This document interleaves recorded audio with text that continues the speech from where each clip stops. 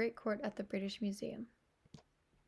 Before museums were known to all as a place where one could go to learn about the history of things around the world, there was a conflict in the construction and intentions of the spaces. According to Sophie Forgan from ISIS, there are three main issues that people have had with museum buildings in the past, and all of them for different reasons. One such as a scientist complaining about the structure being built with the purpose of looking more aesthetically pleasing than working functionally to display collections. Another being that if it wasn't spectacular enough, then nobody would be able to find where it was. And the last, who was an architect that believed the aesthetics and space of a building have the biggest impact on the experience of a visitor. One thing that they all had in common with their complaints was the fact that the experience of the visitors was the most impactful reason for designing a space. The museum building was made to be a place in which knowledge was built into the foundation. The British Museum has been around for over 250 years. Originally founded in 1753, this building has displayed a great portion of the world's history within the country of the United Kingdom. It was known as the world's very first public museum and opened officially in 1759. Before it became known as the British Museum, the building was used as a place for wealthy individuals to view a private collection of rare and intriguing artifacts and objects. This historic landmark became accessible to the public in the time of architect Robert Smirke, who lived from 1750 to 1867. It originally began as the Montague House, which was gradually demolished, but it served as the basis for the new building that would take its place. The image at the top left is the British Museum in all of its glory with the former court that Smirke wanted to create a scale for the size of the building in order to keep it feasible. Since the founding of the museum in 1753, the building has undergone many changes in its construction that has contributed to labeling it the preeminent museum of the world. In the 1800s, Smirke's brother, Sidney, demolished the courtyard and turned it into a great reading room, which became a unique, first-of-its-kind museum library. Then, in Foster's recreation of the museum, he added the Great Court to transform the center of the museum. This was the second time that the courtyard of the museum has been redone in history, although this time Foster made it possible for the reading room and courtyard to coexist, as the former designers could not make happen. The image in the bottom right is from Norman Foster's book, showing a sectional model plan for the reinvention of the portico from Smirke's original design. Since the completion of the structure in 1852, there have been a few additions that makes the space even more grandiose, those being the reading room and the Great Court, which combined both key elements of the museum. Both installations were added to act in remembrance of what the space once was. These additions were completed in 2000 by British architect Norman Foster, with the goal of restoring the courtyard that made the museum hold a sense of centrality. The image on the left is the plan of the British Museum before the Great Court was added, and the plan on the right is the current plan of the museum with the Great Court in addition. The original building was built in 1852 in the Greek Revival style. This style of architecture was introduced years before by travelers, being inspired and in awe of the ancient Greek monuments and wanted a piece of that history in their own home. Many buildings were inspired by the movement, and especially that of the British Museum. Smirke went for a dramatic take on the traditional Greek style by adding impressive colonnades and a great portico for the entrance of the museum. Designed by Robert Smirke, the British Museum's facade was heavily influenced by the Greek Revival style of architecture. This style became popular in the 1750s when people started traveling to historical sites and were inspired by the impressive columns and designs of the Greek monuments. One of the most famous Greek temples, the Parthenon of Athens, is the main inspiration for the museum's design.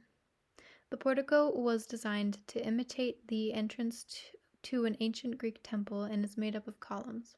The columns, all based on the three types from Vitruvius, a Roman architect, are to help support the roof, the three main types of columns being Doric, Ionic, and Corinthian. The capital is the section at the top that helps the columns support the roof and its immense weight. In order to do this, it is made to be wider than the columns themselves so that it can distribute the weight evenly. At the museum, the capital is decorated ornately. There are long rows of columns known as a colonnade, which can help support the roof as well. Specific to the museum, there are a total of 43 columns in its colonnade. The frieze is the decorative section that is used for decorative purposes and sits between the pediment and columns. The museum has multiple friezes on display, even from ancient temples in Greece. In the image above, the pediment was built in the 1850s and was designed by Sir Richard Westmacott, and this work represents the progress of civilization. This is the pediment of the entrance to the museum. It's a large triangle that typically sits atop temples, and in this case, the museum. In addition to preserving and exhibiting Greek architectural artifacts, the British Museum was built in the image of ancient Greek temples, so naturally there were a couple that inspired Spirk the most. One being the Parthenon, which sits atop the Acropolis in Athens, Greece. The Parthenon featured Doric and Ionic orders of the columns that held up the sculpted frieze and was created from the Ionic order. It is constructed out of Pentelic marble and was one of the first of its kind to use this type of marble in construction. The museum took after the impressive ancient monument in many ways, such as with the colonnades that hold up the great pediment. Both in great stature of their own, there are many similarities that connect the two structures. The Parthenon functioned in its time as an ancient Greek temple. The monument was named the Parthenon, which means House of Parthenos, and this was derived from the Greek goddess Athena's name, Parthenos, because it was made to be the house of Athena. Being the largest and most prominent temple in Greece at the time, it was a great symbol of power that the city held. The temple served as a place to house the religious life of the city. I'm Lloyd Meadows. My segment of our presentation on the Great Court at the British Museum by Norman Foster analyzes the architectural programming of the museum in 1852 and how the museum's programming reflects the use of museums at the time. Throughout the museum's history, 3 architects have made major impacts on its design, the first being Robert Smirke, Sidney Smirke being the second, and Norman Foster as the third. The British Museum was designed at a grand scale. It originally was built in 1753, but that structure paled in comparison to the building design in 1852 by Robert Smirke. Smirke used odes to Greek architecture to implicate the architectural principles of academic enlightenment that had begun to sweep across Europe at the time. Originally, Smirke designed the Great Courtyard as an open garden for the public, though the British government opted to reprogram the open courtyard space for the reading room 3 years after it was completed. Even at the museum's creation in 1852, the British Museum had become a beacon for historic and priceless artifacts. The British Museum had housed the Rosetta Stone and Elgin marbles, the Elgin marbles of which had forced the trustees to reorganize their assets as early as 1812. Hence, the British Museum would always be subject to a process of expansion and reorganization. Smirke couldn't have designed the museum to brace for the assets that they begin to gain over the century. The courtyard was a symmetrical space with a portico at each facade, though the southern portico was eventually demolished. The public were never allowed to access the courtyard as intended by Smirke. Thus, they reallocated the space for the reading room in 1857.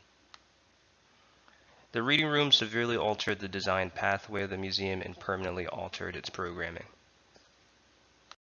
In the formation of the museum, Tony Bennett wrote that museums and free libraries were believed to improve moral and mental health. He believed that museums were a civic duty to the inhabiting society. At the same time, museums were also used as a classist tool to display wealth or work as propaganda of sorts. Originally, museums were often private spaces that would allow the elite to display their personal riches or influences. Thus, the architecture of museums were often grandiose and ornamental. As the purpose of the museum evolved, museums could be used as a manipulative tool that would educate the masses according to the temperament of the governing power. For example, in 1584, the Medici dynasty used the Uffizi Gallery to legitimize their wealth. The Sheepshank Gallery shown on this slide houses a collection of art collector John Sheepshank, which he donated to the British government at his time of death in 1857. The educational and commercial elements of the museum began to develop in the 18th century and went hand in hand with its identity as a social space as we know it today. Museums began to become distanced from the idea of privatization in favor of ideals based more within commerce. With that evolution, museums' grandiose, staggering architecture began to represent stylings that implied knowledge and culture rather than wealth and wonder. Leo von Klenze, who was born in 1784 and died in 1864, established the building structure of the Common Museum in the 19th century with his Alte Pinakothek. The facade, like many other museums of the era, referenced Renaissance-era ornamentation. On the ground floor were offices and reserve collections. The main collection was located on the eastern end of the building. The large gallery space was linear, while smaller spaces were tucked into the north and south ends. The larger rooms were lit by ceiling illumination, while the smaller galleries opted for the wall lighting. The linear situation of the main gallery collection defined the pathway used by many other museums of the same era, including the referenced Semper Gallery.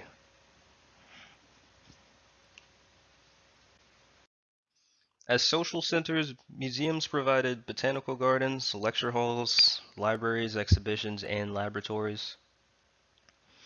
Implied by the architectural reference to Greek culture and Renaissance, museums represented as space for enlightenment and education.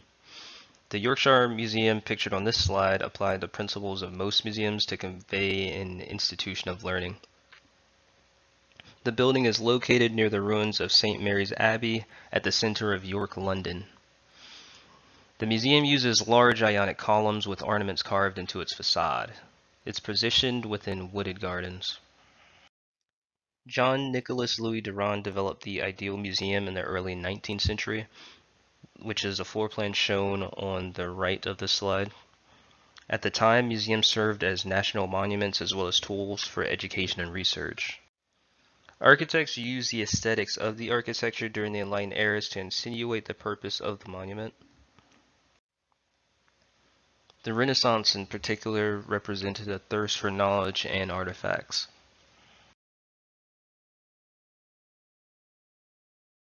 On the glass atrium of the British Museum. So atrium as a building type goes back to ancient Rome. It was called the cavadium, which means the cavity. So it was like the empty space at the center of the house. Super cool room. There was an opening in the roof where light could come in, but also rainwater. And as you can see, there's this pool down at the bottom where the rain would pool. So yeah, and anyway, I would love to nerd out really hard and talk about the whole floor plans of these ancient Roman houses because they're super interesting, but it's a short presentation and I have to get to our main building. I will say that this one on the left is a picture of a home in Herculaneum, which along with Pompeii was buried in volcanic ash and preserved. This house here is from the 2nd century BCE. In the middle is an atrium space in Boston, Massachusetts. Was not uncommon for the original structure to be built and then the atrium roof to be added later. So this is like a enclosed courtyard that made this super cool, like different ecosystem. There's palm trees in here and just a lot of plants that of course wouldn't survive the winters.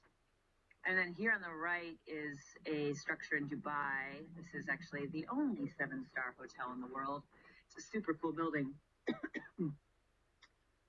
But it's like the whole building is meant to look like a sail, and then this is looking up the central well of the atrium. It's just a really well-lit, beautiful space, and yeah, you should definitely check out other pictures of this building. It's pretty amazing. So there was a lot of debate during the Renaissance era. Sorry, I live on a busy street, a lot of noise. about what the atrium function was and also what the floor plan was. It was very in vogue during the Renaissance to build basically like little Roman, or large rather, Roman villas and Roman style houses, and all the kings and nobility and, you know, everybody who had money to burn wanted this. And so they were looking to the writing of this guy named, just looking for his name real quick, Vitruvius, and he wrote extensively about the atrium architecture of the Roman era. I mean, he was of that era. But his writing was like pretty hard to decipher. It sounds like he wasn't the best writer, and like his descriptions were kind of vague and flowery, so it was hard for the architects and historians of the Renaissance to decipher what was really going on with the atrium. But these were some guesses. These are some floor plans of that time. And then here are some sections also from the Renaissance era. The one on the right is the first Roman style Renaissance atrium that was built. And it turns out later, when they did discover Pompeii and Herculaneum, that they none of them really got it right, but they tried. Here are some much more modern atrium ideas, and both of these were part of what inspired Norman Foster to enclose the courtyard at the British Museum. On the left is a Buckminster Fuller idea to put a glass dome over Manhattan. Obviously that never happened, but old Bucky wasn't afraid to pitch an idea. On the right is the Crystal Palace.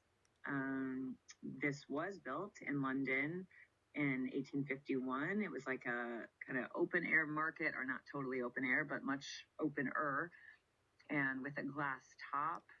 It was a really cool space and very innovative for its time. So here on the left is the original British Museum structure. The architect, Sir Roberts, I don't know how to pronounce that, Smirke, I'm just going to call him Smirke, did intend this to be a public space. Like you can see the picture with all the people walking around. So this was intended to be a garden, a park, definitely open to the public. It turns out it never really was. It was open to the public for maybe a year and a half, 2 years at the most. And then it was shut down and mostly forgotten for the next 150 years. This structure here on the right, the reading room, was added to that central space in 1857. And this was a really beautiful building. It doesn't really look like it from this picture, but the inside is very cool. I think this was maybe built by or designed by his Sydney. I don't know. Looks like one of his family members, maybe his daughter or his wife. Anyway. So Norman Foster basically set out to combine these two spaces and connect, just like make them make sense together. And this is what he did. So took a space that was quite lost and forgotten, and also the whole British Museum was very cut off from its other wings. It's a huge space, and it was very hard to access because it's kind of horseshoe shaped. So he built essentially a glass roof over the top, enclosing this courtyard into an atrium. It's a really beautiful space.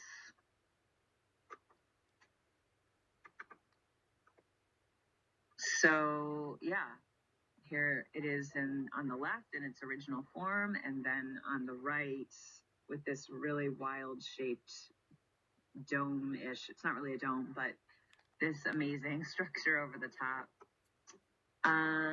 So the materials were really important, as you can imagine, because here, we have a square shape that then has a circle inside of it, and somehow he needed to bridge that space and chose not to just cover the entire thing, but rather to connect that circle to that square. So he chose to do this with a lattice work of steel beams that then had glass set into them. It's this picture on the bottom is so cool. It just shows like what a very abstract shape it is. And this one you can see it even more. This is from a few blocks away, and you can see that it's just a really wild kind of, I don't know, like abstract bubble. It looks very modern, and then there's like, you know, these old structures inside that are based on even much older structures, and so it's just a cool amalgamation of different eras. And then here's these, you can see the triangular steel beams. They were actually brought in pieces. So they were made off site, brought in pieces, and then welded together, as you can see in this picture on the left. They were kind of all put into place upon this very elaborate scaffolding that was built inside and then welded together, and then the scaffolding was removed to leave this incredible, wild feat of engineering dome in the center. And here's some last pictures that really just show off the shadow and light and yeah, how beautiful this space is. And here's my bibliography. And thanks for watching.